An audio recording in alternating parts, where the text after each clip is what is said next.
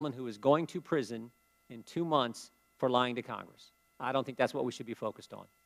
Yield back. Thank you very much. You know, I've sat here and I've listened to all of this, and it's very painful. It's very painful.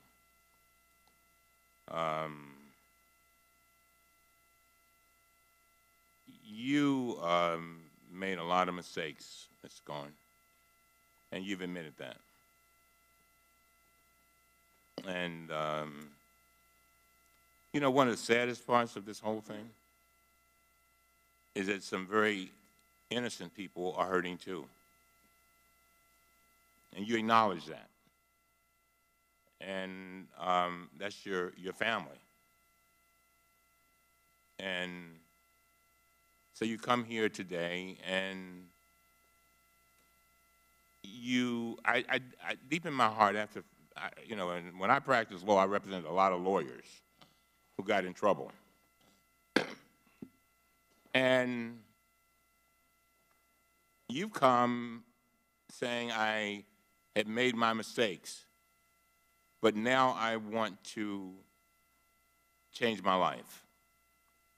And you know, if we as a nation did not give people an opportunity after they made mistakes to change their lives, a whole lot of people would not do very well. I don't know where you go from here. As I sat here and I listened to both sides, I just felt as if, and you know, people are now using my words that they took from me, that didn't give me any credit. We're better than this. We are so much, we really are. As a country, we are so much better than this.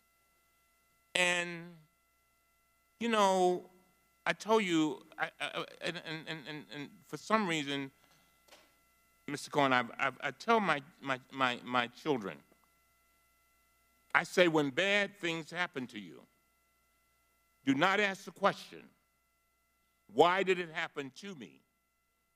Ask the question, why did it happen for me?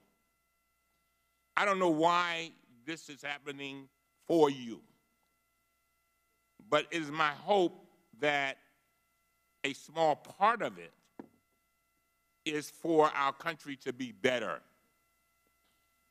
If I hear you correctly, it sounds like you're crying out for a new normal, for us getting back to normal. It sounds to me like you want to make sure that our democracy stays intact. The one meeting I had with President Trump, I said to him, the greatest gift that you and I, Mr. President, can give to our children is making sure that we give them a democracy that is intact. A democracy better than the one that we came upon. And I'm hoping that the things you said today will help us begin to get back there. You know, I mean, come on now. I mean, when you got, according to the Washington Post, our president has made at least 8,718 false or misleading statements. That's stunning. That's not what we teach our children. I don't teach mine that. And for whatever reason, sounds like you got caught up in it. You got caught up in it. You got caught up in it. And some kind of way, I hope that you will, I know that it's painful going to prison. I know it's got to be painful being called a rat. And let me explain. A lot of people don't know the significance of that, but I live in the inner city of Baltimore. All right? And when you call somebody a rat, that's one of the worst things you can call them, because when they go to prison, that means a snitch. I'm just saying. And so the president called you a rat. We're better than that. We really are.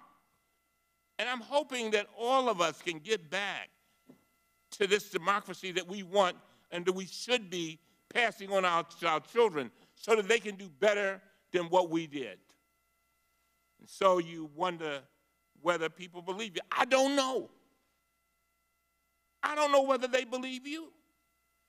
But the fact is that you come, you have your head down, and this has got to be one of the hardest things that you could do. Let me tell you the picture that really, really pained me.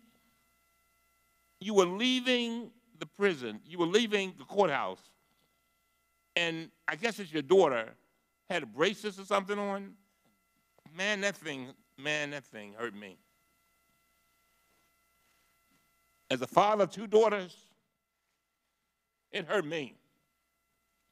And I can imagine how it must feel for you. But I'm just saying to you, I want to first of all thank you. I know that this has been hard. I know that you face a lot. I know that you are worried about your family. But this is a part of your destiny.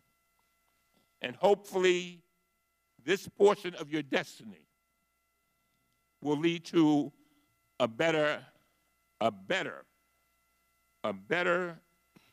Michael Cohen, a better Donald Trump, a better United States of America, and a better world. And I mean that from the depths of my heart. When we're dancing with the angels, the question will be asked, in 2019, what did we do to make sure we kept our democracy intact? Did we stand on the sidelines and say nothing?